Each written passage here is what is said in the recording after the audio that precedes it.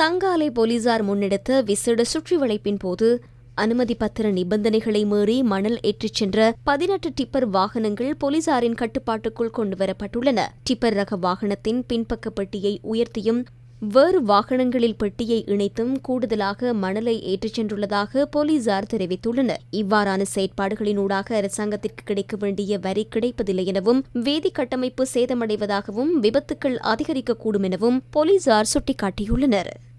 சட்டவிரோதமாக நாட்டுக்கு கொண்டுவரப்பட்ட ஒரு தொகை மஞ்சளுடன் சந்தேக நபர் ஒருவர் புத்தளம் பாலாவி பிரதேசத்தில் வைத்து கைது செய்யப்பட்டுள்ளார். தீர்வை வரி செலுத்தாமல் சட்டவிரோதமாக நாட்டுக்கு கொண்டுவரப்பட்ட 904 கிலோ 150 கிராம் மஞ்சளுடன் சந்தேக நபர் கைது செய்யப்பட்டுள்ளதாக புத்தளம் போலீசார் தெரிவித்தனர்.